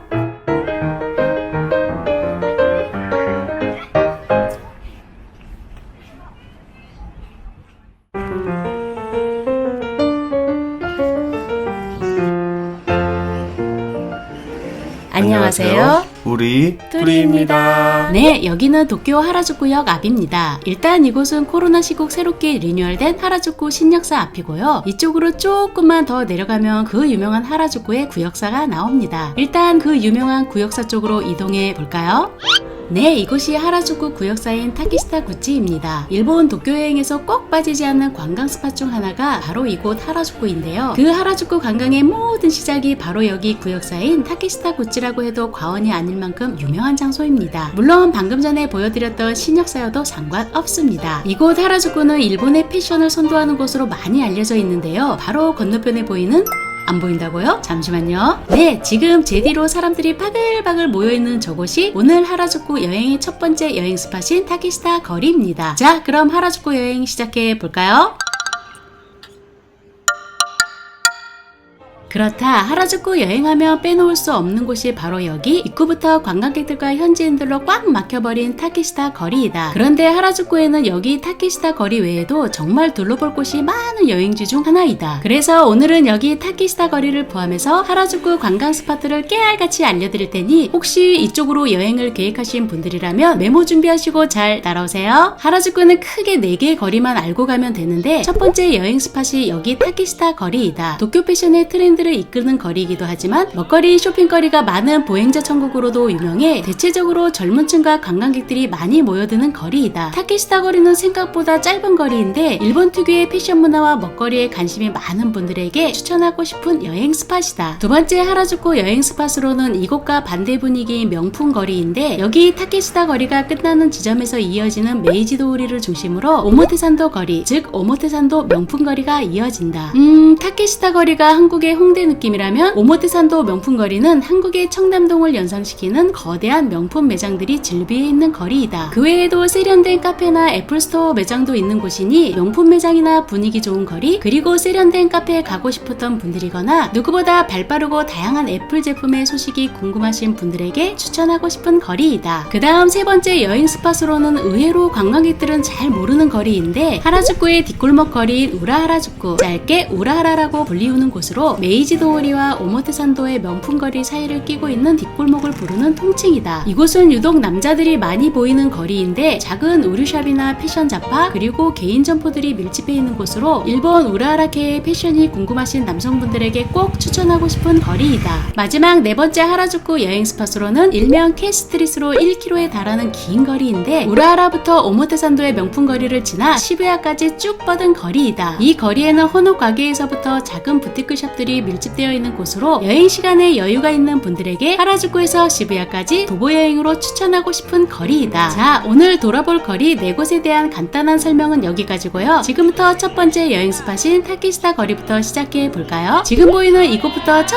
끝까지의 거리가 350m 정도밖에 안 되는 짧은 거리인데도 이곳은 언제나 관광객들과 현지인들로 넘치는 거리이다. 일본의 패션을 선도하는 거리라고 불리울 만큼 패션에 관심이 많은 젊은이들이 유독 많이 모여드는 거리인데 아기자기한 패션 잡화부터 일본 특유의 개성 있는 패션 점포들이 줄비해 있는 곳이다. 지금 보이는 노멀해 보이면서도 카와이한 느낌만큼은 절대 놓치지 않는 스타일의 패션부터 최근 이 거리에 핫하게 떠오르고 있는 여기 핑크 라떼라는 점포까지 패션뿐 아니라 패션 잡화까지 다양하게 취급하는 이러한 블링블링한 패션 잡화 점포들이 이곳저곳 새롭게 오픈되고 있다. 특히 과거 갸루 패션으로 유명했던 이 타키시타 거리는 현재의 양산형 쥐레게 그리고 메네라 등과 같은 서브컬처로 이어지고 있는데 일본에서만 볼 수 있는 이러한 개성 있는 패션들이 수많은 사람들을 이 거리로 모여들게 하는 이유이기도 하다. 참고로 최근 이 거리에 산리오 캐릭터 잡화점이 새롭게 오픈했으니 산리오 캐릭터 덕후이신 분들은 꼭 한번 둘러보세요. 이렇게 타키시타 거리를 걸으면서 일본의 특색 있는 패션을 즐기고 있는 현지인들이나 관광객들을 만나는 것도 즐겁지만 이 거리는 먹거리로도 꽤 유명한 거리이다. 최근 한국에서도 핫하게 떠오르고 있다고 들었는데 탕후루 체인점이 이 거리에도 많이 생겨나고 있다. 개당 500엔에 500엔에서 700엔대로 사 먹을 수가 있는데 일본 현지에서도 핫하게 떠오르다 보니 이 짧은 타케시다 거리만 해도 벌써 2개의 체인점이 오픈을 했다. 그러니 여행하다 힘들어 달구리 하나 딱 땡길 때 오케이? 하지만 뭐니뭐니 해도 이 타케시다 거리에서 빼놓을 수 없는 먹거리는 사람들마다 손에 뭐 하나씩 들고 먹고 있는 이 크레페가 아닐까 싶다. 이 가게가 아마 가장 유명한 점포가 아닐까 싶은데 500엔에서 800엔 사이의 가격대로 양도 제법 있는 편이니 하라주쿠 타케시다 거리에 왔으면 꼭 한번 먹고 가보라고 완전 추천한다. 여기서 숨겨진 여행 꿀팁 정보 하나. 크레페 집 옆 골목 끝에 보이는 저 꼭대기에 잠깐 쉬어갈 수 있으면서도 무료로 하라주쿠를 전망할 수 있는 숨겨진 명소가 있다. 우리 둘이도 하라주쿠에 오면 꼭 들러 쉬어가는 곳인데 기본적으로 엉덩이 매트부터 겨울에는 따뜻한 담요까지 준비되어 있고 언제 와도 상관없지만 해질녘 저녁에 오면 정말 멋진 뷰까지 덤으로 감상할 수 있는 곳이다. 그러니 여기 오실 분들은 시간까지 꼭 참고하세요. 어때요? 해질녘 노을질 시간대에 와서 크레페에 맥주 한잔 하면 죽이겠죠? 그리고 이 거리에 가마로 강정이라는 닭꼬치집이 한글 간판 걸고 의외로 긴 시간 장수하고 있는데 한인타운 시노쿠보를 제외하고는 한글 간판 걸고 긴 시간 장수하며 장사하는 것은 보기 드문 경우이다. 그 힘들었던 코시국에 이 거리에 생겨나서 지금까지도 잘 버텨내고 있는 곳 중 하나이니 여행화 속이 느글거릴 때 매콤한 닭강정 하나 좌시고 가세요. 이외에도 1000개가 넘는 캡슐 기계가 2개의 층을 꽉 채우고 있다는 플래그십 숍인 캡슐 토이숍도 있고 좀 전에 보여드렸던 크레페 가게와 쌍벽을 이룬 만큼 장사가 잘 되는 또 다른 크레페 가게, 그리고 미국의 레이디 가가가 방문해서 더욱더 유명해진 아마 이색적인 패션으로는 정점을 찍는 듯이 보이는 이 가게 등 400m도 안 되는 이 짧은 거리에 죄다 모여있어 짧은 여행 시간 여행을 즐기기에는 정말 좋은 거리가 아닐까 싶다. 단 하나 아쉬운 건 하라주쿠까지 와서 타케시다 거리만 보고 가시는 분들이 간혹 계시던데 타케시다 거리가 끝나는 지점에 나타나는 이 메이지 도우리부터가 본격적으로 하라주쿠의 여행이 시작되는 곳이 아닐까 싶다. 네, 지금 오른쪽으로 보이는 곳이 메이지 도우리라는 도로인데요. 여기서 잠깐 지금 제가 메고 있는 가방을 좀 소개하고 가겠습니다. 얼마 전 콜라보로 코린의 협찬을 받은 클릭백 X 가방입니다. 여행용 가방으로 특화된 가방이라 직접 메고 나와봤는데요. 일단 디자인 면에서는 깔끔한 백팩처럼 보입니다만 마치 캐리어 가방처럼 자물쇠가 달려있어 안전성에 있어서는 아주 안심할 수 있는 가방입니다. 다만 자주 열고 닫기에는 약간의 귀찮아짐이 있다는 것은 꼭 염두에 두어야 하고요. 전 면이 열리고 수납 기능도 충실해서 노트북을 포함한 다양한 것들이 충분히 들어갈 정도로 수납할 곳도 많습니다. 특히 사이드 쪽의 포켓에 필요에 따라 외장 배터리를 세팅해 놓으면 손쉽게 핸드폰이나 카메라를 충전할 수도 있습니다. 우리 둘이가 사용하는 카메라는 배터리가 금방 닳아서 항상 외장 배터리를 주렁주렁 달고 촬영을 했었는데 어깨 부분에 감춰진 선을 이용해서 깔끔하게 충전하면서 사용할 수 있는 점이 특히 편리했습니다. 또한 가장 쉽게 손이 닿을 수 있는 부분에 자석으로 잡아주는 포켓이 있어 선글라스나 자주 꺼내 쓰는 물건을 넣고 쓰기에 편리했습니다. 무엇보다 가장 놀라운 점은 잠시 가방을 놔두고 가야 할 상황이 생길 때 쉽게 끊을 수 없는 와이어가 달려있어 주변의 지물을 이용하여 간단히 도난 방지를 할 수 있다는 점이었습니다. 사용 방법은 이 와이어 선을 캐리어 락에 고정하기만 하면 된다. 그리고 얼른 볼일을 보고 오면 된다. 어때요? 아무도 못 가져가겠죠? 세트로 구성된 클릭 슬링백은 지갑이나 핸드폰 등 안전하게 자주 사용해야 할 것들을 넣고 다니면 편리하다. 사이드 포켓들은 모두 자석으로 되어 있어서 열고 닫기에 편리하다. 지갑은 안전을 위해 좀 불편하더라도 방수 처리되는 지퍼가 달린 곳을 사용하는 것을 추천한다. 오늘은 날씨가 좋아 비가 오지는 않지만 비가 와도 끄떡없을 정도의 방수력을 가지고 있다고 하니 여행 중 소나기가 와도 걱정 없겠죠? 네, 그럼 하라주쿠 여행 계속 이어가겠습니다. 두 번째 여행 스팟인 오모테산도 명품거리를 가기 전에 여기 메이지 도우리에서 꼭 들러봐야 할 두 곳이 있는데 먼저 삼성의 갤럭시 스토어이다. 들어서자마자 반가운 한국의 갤럭시 제품들을 만날 수 있는데 지하 1층에서 지상 6층까지 입장이 가능하고 특히 2층에는 카페까지 입점해 있어 여행하다 힘들 때 카페에서 음료 하나 사서 옥에 마련되어 있는 테라스로 나가 잠깐 쉬어가기에 정말 좋은 곳이다. 누구나 자유롭게 이용할 수 있는 공간이니 안심하고 이용하세요. 또 한 곳으로는 하라주쿠의 패션의 성지라고 불리우는 곳인데 바로 여기 보이는 라포레 하라주쿠점이다. 시부야의 패션의 성지가 시부야 1분구라면 여기 하라주쿠는 이곳 라포레 하라주쿠이다. 개성 넘치는 이색적인 점포들로 가득 찬 곳인데 지하 1층에서 지상 6층까지 들어와 있는 점포 수만 해도 어마어마하니 맘먹고 둘러보실 분들이라면 반나절 정도의 시간을 두고 둘러보는 것을 추천드린다. 굉장히 다양한 쇼핑거리가 있는 곳이니 이러한 쇼핑을 좋아하는 여행객들이라면 꼭 한번 둘러보세요. 있어요. 오케이? 자, 지금부터 두 번째 여행 스팟 들어간다. 두 번째 여행 스팟인 오모테산도 명품거리는 지금 걸어온 메이지도리 사거리에서 시작되는데 가로수길로 쭉 뻗은 저 도로가 오모테산도 명품거리이다. 그리고 저 명품거리 양쪽으로 왼쪽으로는 세 번째 여행 스팟인 우라하라주쿠가, 왼쪽에서 오른쪽으로 가로질러서는 네 번째 여행 스팟인 캐스트릿이 그 유명한 시부야까지 연결되어 있으니 참고하세요. 우선 메이지도리 사거리를 건너 진입로에 보이는 타미힐피거에서부터 오모테산도 명품거리가 시작된다고 보면 된다. 첫 번째 여행 스팟이었던 타키시타 거리가 한국의 홍대 느낌이라면 이곳은 한국의 가로수길? 아니면 청담동 같은 느낌의 거리이다. 이 거리의 정식 명칭이 명품거리는 아니지만 흔히들 말하는 도쿄의 거대한 명품 매장들이 오모테산도 도로 양쪽 거리에 질비하게 들어서 있어 붙여진 이름이라고 한다. 그 외에도 이 거리는 건축 아트로도 볼거리가 많은 거리인데 특히 안도 타다오란 사람이 설계했다는 이 오모테산도 힐즈 쇼핑몰이 외관도 멋있지만 독특한 내부 구조로 쇼핑 시간까지 단축시켜 쇼핑의 만족도까지 올려주는 곳이라고 한다. 물론 디올을 시작으로 명품 매장으로 꽉 차 있는 것은 물론이고 발품을 팔다 보면 한국보다 훨씬 저렴하게 구매할 수도 있으니 명품 하나 장만할 계획이 있었던 분들이라면 꼭 참고하세요. 이렇게 명품 매장들이 질비해 있는 이곳에 어울릴 듯 어울리지 않을 듯 굉장히 유명한 매장이 한 곳 있는데 일본에서 8번째로 오픈한 애플스토어 매장이다. 이곳은 지하 1층에서 지상 1층까지 총 2개의 층으로 정면과 좌우 세 방향의 벽이 모두 유리로 개방감 있게 디자인이 되어 있다. 맥이나 아이폰, 아이폰 등 애플의 다양한 제품들이 진열 판매되고 있고 방문객 모두가 인터넷에 연결된 모든 제품들을 자유롭게 만져볼 수가 있다. 이곳 애플스토어 오모테산도점은 오픈 당일만 해도 약 1000여 명이 줄지어서는 광경이 연출되었던 곳인데 애플의 신제품을 빨리 만나고 싶었던 분들이라면 잠깐 둘러서 구경하기 좋은 곳이 아닐까 싶다. 아참, 이곳은 도쿄 메트로선 오모테산도 2번 출구 바로 앞이니 지하철로 오실 분들이라면 꼭 참고하세요. 그리고 오모테산도 명품거리를 걷다 보면 중간중간에 이렇게 육교가 보이는데 이곳에 올라가서 오모테산도 명품거리를 바라보면 가로수로 쭉 펼쳐진 도로를 한눈에 내려다볼 수가 있다. 지금과 같은 가을에는 한국의 가로수길과 닮아 보이지만 곧 돌아오는 11월이 되면 이 거리 전체가 반짝이는 일루미네이션으로 장관이 연출되는 거리로 변하게 된다. 11월부터 겨울 도쿄 여행을 계획 중인 분들이라면 놓치지 말고 꼭 보고 가라고 완전 추천한다. 어때요? 멋있겠죠?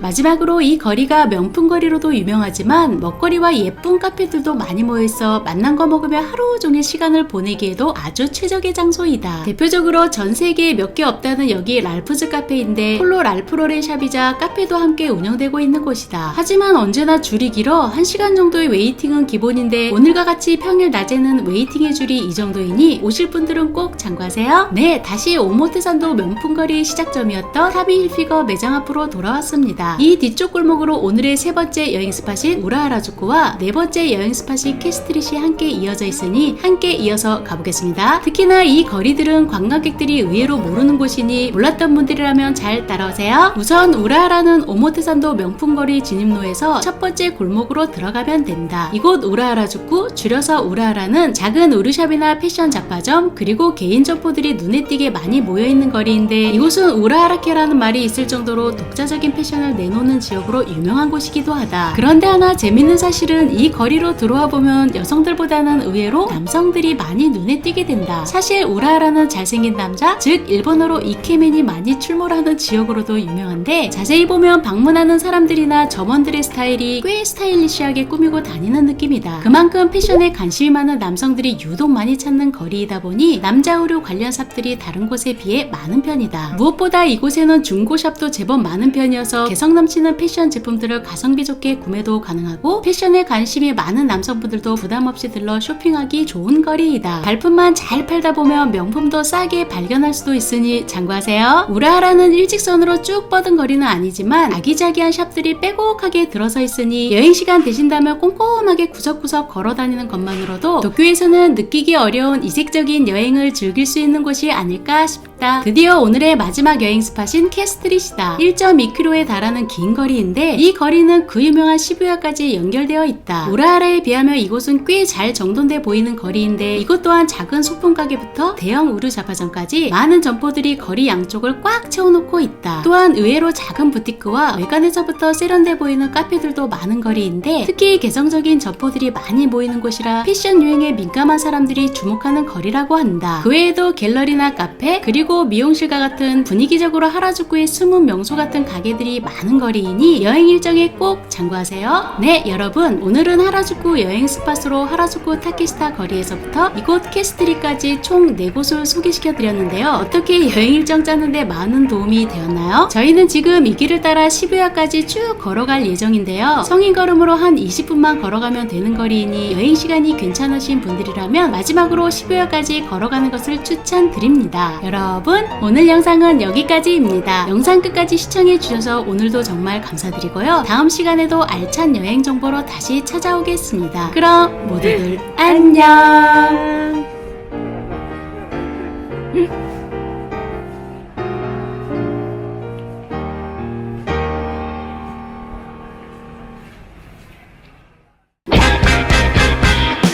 여기는 아키하바라. 사람들이 너무 많네? 잠시만요.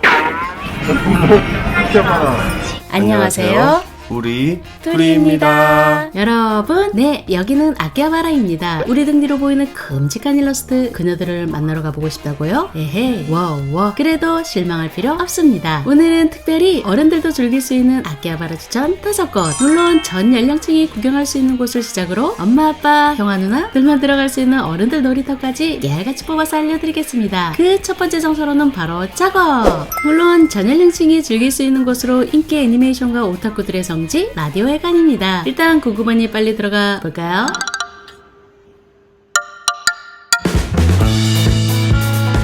노란 간판과 빨간 글자로 한눈에도 임팩트가 팍팍 느껴지는 이 라디오회관은 일명 라지칸이라고 불리우는 아키바의 대표 얼굴이다. 그만큼 규모도 굉장히 큰 편인데 1층에서 10층까지 10층과 9층은 사무실 입주나 이벤트 개최 전용이므로 일단 건너뛰고 깨알 꿀팁 한 가지, 엘리베이터를 타고 8층까지 올라가 한 층 한 층 내려오며 구경하는 것을 추천한다. 후회하지 않을 겁니다. 그런데 이런 젠장, 혹시 둘이 버리고 혼자 타진 않겠지? 탑승 실패. 공색한 차선책 같아 보이지만 에스컬레이터를 타고 올라가는 것도 나쁘지 않습니다. 공색해서 죄송해요. 그것도 오케이? 오케이는 뭐가 오케이야? 뭐? 그래도 약속한 대로 8층부터 시작하는데 8층에는 세계 최대 규모를 자랑한다는 돌피드림 플로어를 갖추고 있는 돌포인트 점포가 유명하다. 전시나 촬영 스페이스도 있기 때문에 많은 매니아들이 찾는 곳 중 하나인데 저쪽 점포에서 마련해준 공간에 모여서 지금도 촬영 준비를 하고 있다. 아참, 여기 돌포인트 점포에는 사랑키보다 더 큰 슈퍼 돌피 부스도 있으니 너무 놀라지 마세요. 그리고 8층에 또 한 곳, 동일본 최대급 스케일의 보크스 합의가 있다. 이곳은 주로 타깃층이 남자인데 프라모델을 좋아하는 덕후들에게 추천. 7층으로 내려왔는데 혹시 실사 느낌의 인형 좋아하시나? 그렇다면 금전적으로 조금 여유가 있는 어른 덕후들에게 추천한다. 퀄리티도 완전 장난 아니지만 가격은 말 안 해도 알죠? 이 어마무시한 가격의 돌들이 150개 이상이 진열되어 있다는데 예쁘기는 하나 좀 무섭다. 이와 반대로 50cm 이하의 카와이한 작은 인형을 취급하는 아존 라벨족 아키하바라. 이곳에서는 12분의 1 사이즈의 인형부터 3분의 1 사이즈의 작은 인형을 취급하고 있는데 그 외에도 의상과 액세서리 등 작은 인형 사이즈에 맞는 소품들도 엄청 많다. 이쪽엔 전혀 관심 없을 것 같은 우리가 왜 부를까요? 야, 퀄리티 진짜 죽인다. 오호, 사립 루도비코 여학원의 일원들이라는데 계단 가격은 4,950엔. 그 외에도 7층에는 토레카 파크라는 레어 카드를 사고 팔 수 있는 트레이딩 카드 전문점이 있고 6층으로 내려와 보면 6층 한 층을 거의 다 차지하고 있는 옐로우 서브마린 아키하바라 본점이 있다. 여기 수많은 맨들 보이나? 7층이 여성 타겟층이었다면 보다시피 6층은 대부분이 남성들이다. 그 이유는 취급하는 품목들 대부분이 남자들이라면 한 번쯤 빠져보는 피규어나 프라모델 그리고 카드들을 팔고 있어서겠지? 5층은 유독 여러 점포들이 많이 모여있는 층인데 그 중에 눈에 띄는 딱 두 곳이 있다. 여기 보이는 해양당 카이오도 꼭 추천한다. 왜냐고? 나름 에반 덕후인 우리가 진짜 좋아하는 에반 초호기 대형 모델이 전시되어 있다. 우라지게 비싸 눈팅만 하고 있지만 혹시라도 사가고 싶다면 배송비 무료. 해외 배송은 몰라서 죄송합니다. 그런데 눈팅만 하는 게 우리들이 뿐만이 아닌 겐지 애처롭게도 거의 3년째 이러고 있다. 그 외에도 이 울트라 머시기들 물컹물컹한 삶은 당근만한 게 악당이든 존놈이든 10만엔 가까이 하는 잊지 못할 광경을 볼 수 있는 곳이다. 5층에 또 한 곳은 이곳 우주선 우주센인데 여기 또한 우라지게 비싼 레어템들로 가득하다. 그래서 얼마냐 뭐냐고? 입구부터 그 유명한 베어브릭 제품들로 진열되어 있는데 무려 5만원이 넘는 가격에 기가 막히고 고가 막히지만 안쪽으로는 좀 다양한 캐릭터 잡화도 많고 수입 토이들이 좀 많은 점포 중 하나이다. 헐, 저렴한 물건이 1, 2만원대이니 참고. 4층은 애들은가 엄마 아빠 그리고 언니 형아들이 좋아할 만한 어덜트 피규어들을 유독 많이 보유하고 있는 이곳은 아미아미 아키하바라점. 개인적으로 마음에 드는 피규어들이 참 많은 곳인데 이렇게 역동적인 센 언니들 피규어나 스포츠 컨셉의 건강한 언니들 피규어 그리고 모해모해스러운 피규어들까지 이렇게 두 손 모으고 감탄하며 감상하시는 어른 손님들이 유독 많은 곳이다. 물론 어른들 전용 샵은 아니고 귀여운 캐릭터나 피규어까지 굿즈들도 판매하는 곳이니 안심하세요. 3층으로 내려와서 이곳은 K북스라는 점포인데 아키바에 와서 이것이 갖고 싶은데 라고 하면 반드시 있는 그런 점포라고 한다. 왕년의 추억의 명작부터 최신 인기 제품까지 다양한 제품들로 가득하다고 하니 꼭 찾고 싶은 것이 있을 때 들리면 좋은 곳이 아닐까 싶다.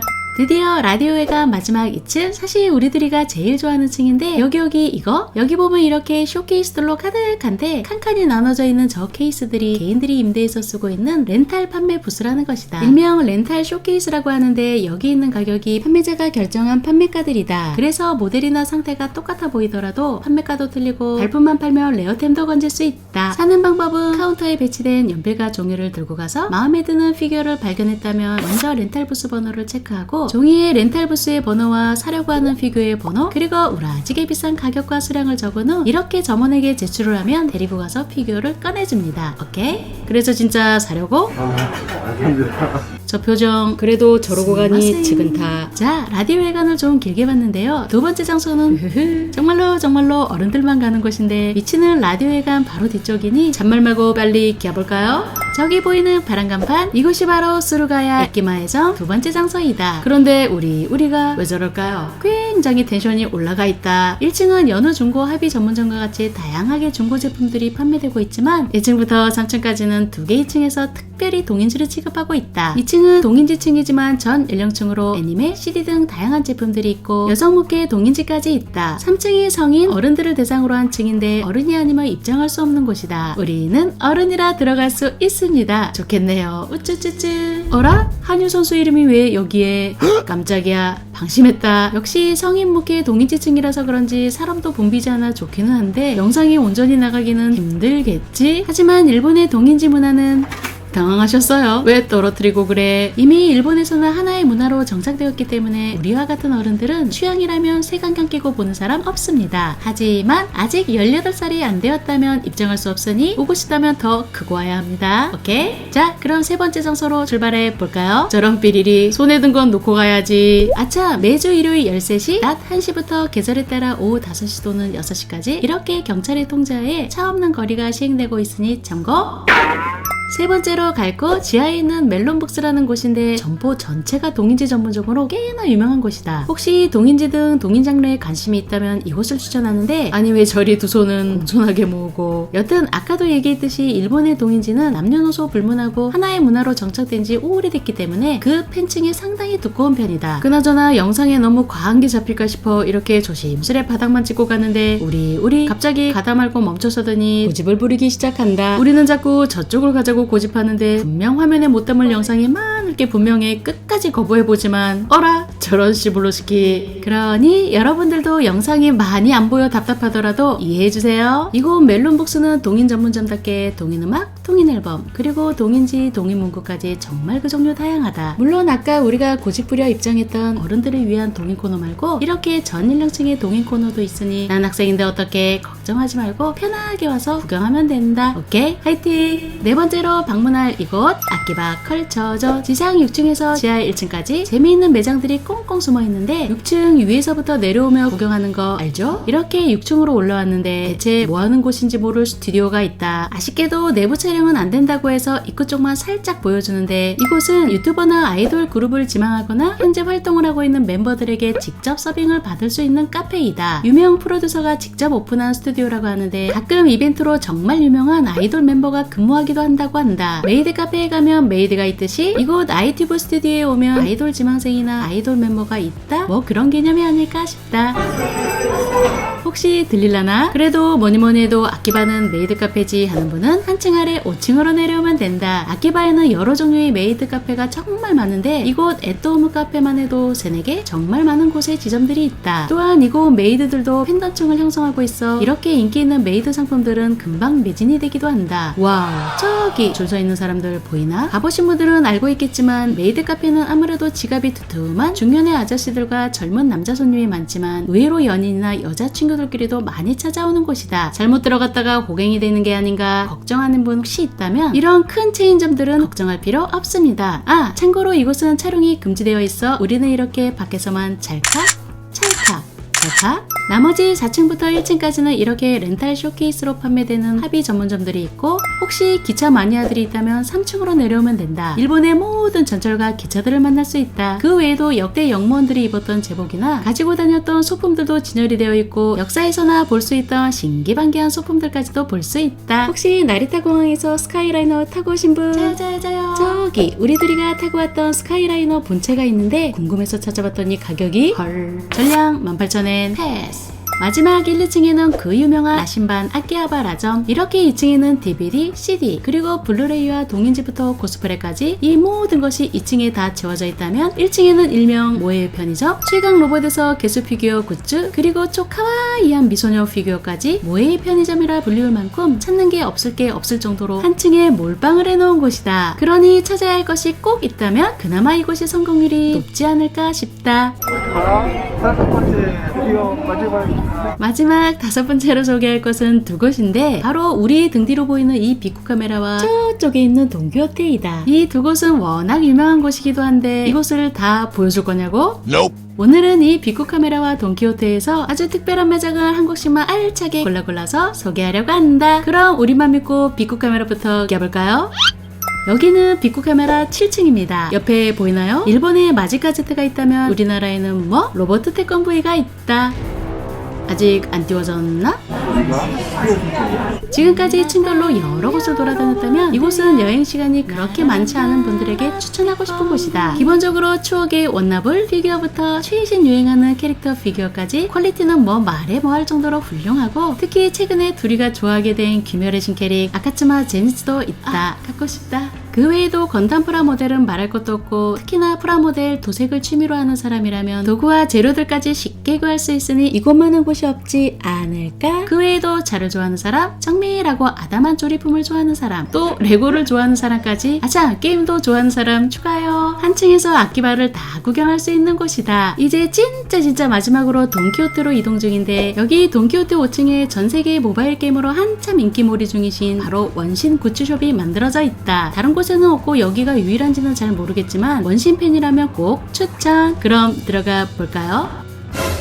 아니 이제 우리가 몸개그까지. 저처럼 키가 크신 분들은 조심하세요. 오케이? 저 부담스러울 정도로 과도한 리액션에 몸개그까지. 그래도 잘했죠요. 우쭈쭈쭈. 그런데 생각보다 부스가 크지 않아 실망하려고 했는데 오호 사람이 많네. 원신 팬이라면 꼭 사지 않더라도 이 유일무이해 보이는 이곳을 방문하는 것만으로도 갑자기 이걸 다 붙이고 다니면 어떻겠냐고 물어본다. 아니면 앞판에 몇 개만 붙이거나 그것도 아니면 가방에 붙이는 것만 어떻겠냐는데 대체 왜 이러는 걸까요? 어쨌거나 역시 굿즈숍답게 정말 갖고 싶은 굿즈들이 참 많은데 호카이소드 제품이라고 원신은 아니지만 같은 회사 다른 게임 굿즈들도 보이네. 당근 SD 크기의 피규어부터 일반 크기의 피규어, 액세서리, 그리고 원신 한 판 돌 때 편하게 쓸 수 있는 쿠션까지 정말 다양하긴 한데 이 좁은 부스에 사람들이 생각보다 정말 많다. 사실 여기에서 끝내려고 했는데 그래도 뭔가 조금 아쉽죠? 돈키호테 5층에는 이렇게 다양한 코스프레 의상들이 있다. 정말로 다양한